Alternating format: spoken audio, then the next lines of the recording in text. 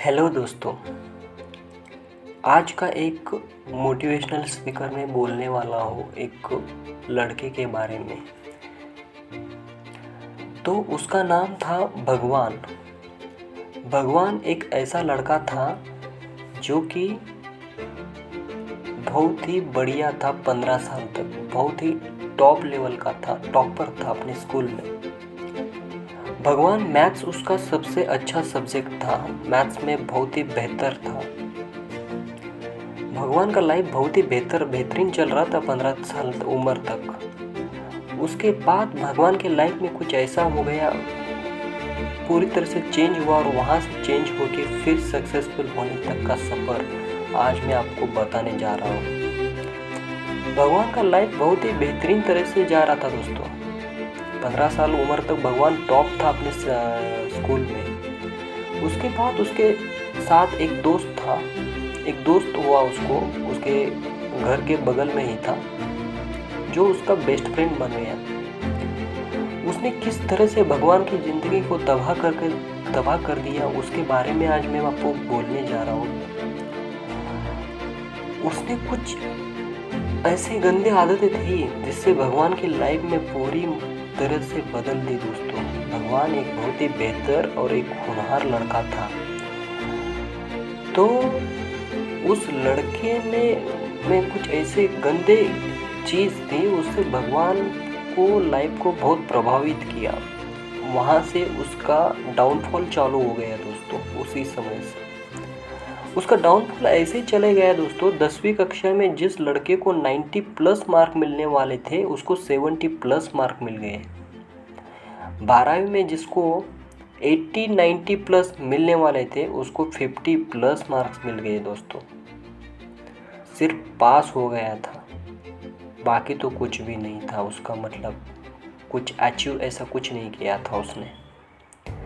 तो संगत का असर था ये, मतलब संगत जैसे ही लगता है उसका असर जल्दी नहीं जाता है दोस्तों। भगवान के लाइफ में भी यही हो रहा था।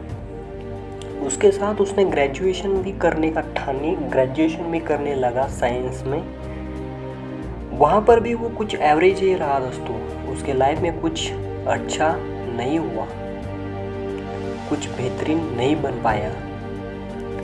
ग्रेजुएशन कंप्लीट होने के बाद उसको बिजनेस करने का मन में आया। ग्रेजुएशन में जब था तभी भी उसको बिजनेस करने का मन में आया था। बहुत सारे आइडियाज़ आते थे बट घर से उसको सपोर्ट नहीं मिलता था और ना ही कोई उसका अच्छा दोस्त था। जिस तरह से उसको एक गंदी आदत ने उसकी लाइफ में चेंज कर देता, उसी का असर उसको वो दोस्त भी अच्छी तरह से बना नहीं पाता था उस गंदे आदत के कारण। भगवान एक बहुत ही होनहार लड़का था दोस्तों, पर उसके लाइफ में कुछ ऐसा ही हुआ जिस कारण वो अच्छे से अपने लाइफ को जी नहीं पा रहा था।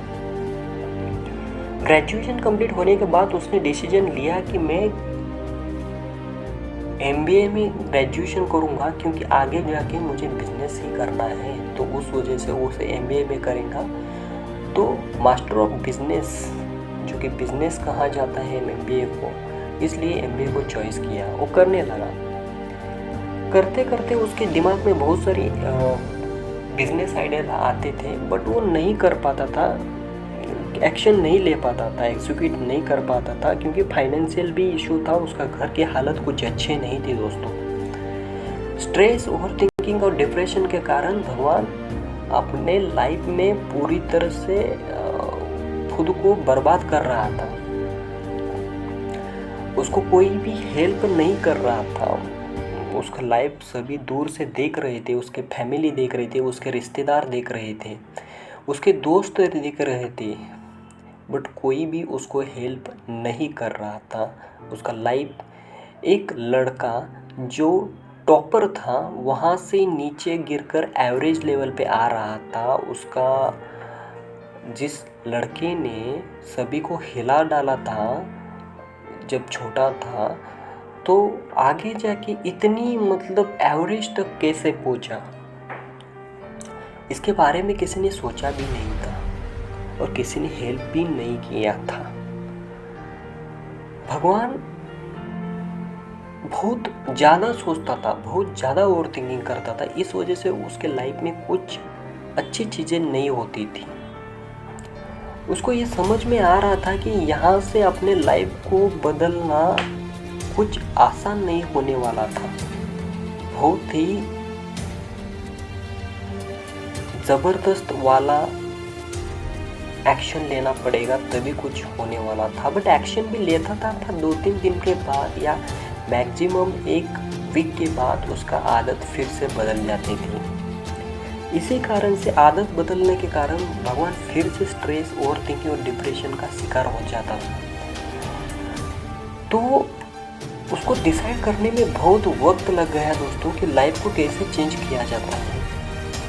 बट उसने कभी हार नहीं मानी दोस्तों। बहुत बार तो ऐसे भी ट्राई किया कि अभी मतलब सब कुछ हो गया भाई, भगवान उठा ले, बहुत हो गया, कितना अभी इससे ज़्यादा सह नहीं पाऊंगा मैं खुद के लाइफ में। बहुत बार उसने अपने मौत को अपने आंखों के सामने देखा है दोस्तों।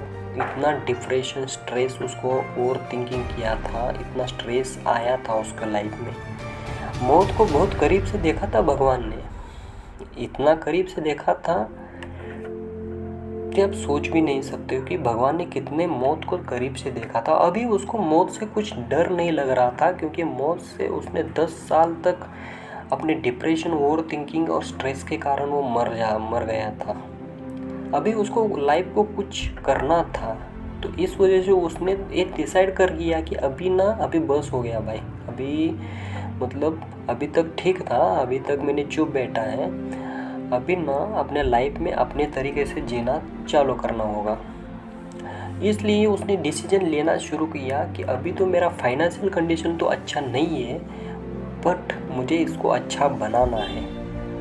तो उसने छोटा मोटा बिजनेस करने का शुरू किया। एक्शन तो नहीं ले पा रहा था भगवान, फिर भी एक्शन नहीं ले पा रहा था। बहुत ही तब भी वो स्ट्रेस में चला जा रहा था कि कोई भी एक्शन नहीं ले पा रहा था।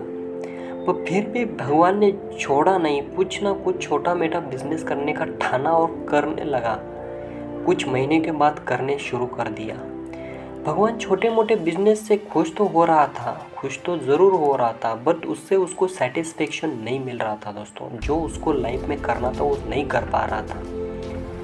भगवान को बातें उतनी अच्छे से नहीं करने आते था, बट जब से वो अच्छी तरह से अपने आप पे, अपने बातों पे वर्क करने लगा, उस समय से वो अपने बातों से दूसरों लोगों को अट्रैक्ट करने लगा, अट्रैक्टिव बातें करने लगा।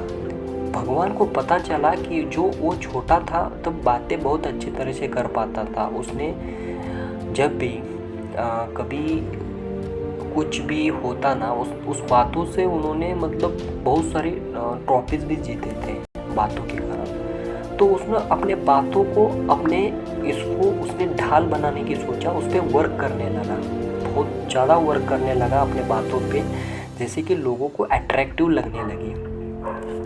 भगवान ने उसी के कारण शुरुआत कर दिया और छोटे मोटे बिजनेस से अपना पैसा कमाने लगा। उससे पैसे जोड़कर उसको जो करना था वो बिजनेस करने शुरू कर दिया। उसकी हिम्मत और उसकी पूरी तरह से लगन से उसका बिजनेस भी बहुत ज़्यादा ग्रो करने लगा। तो भगवान ने मुझे ये बताया, मैंने उसको जैसे पूछा कि भाई तू इतना डिप्रेशन से यहाँ तक कैसे पहुँच गया। उसने कहा कि अंकल देखो, मैंने अपने लाइफ में ये सब कुछ झेला है जो आम लड़के लड़कियां झेलते भी नहीं है। यहाँ से लोग ख़त्म हो जाते हैं, यहाँ से लोग अपना जीना छोड़ देते हैं। उस लेवल से मैंने यहाँ तक सफ़र किया है, जो कि अंकल आपको मैं सच बोलता हूँ, 10 साल तक मैंने डिप्रेशन को झेला है।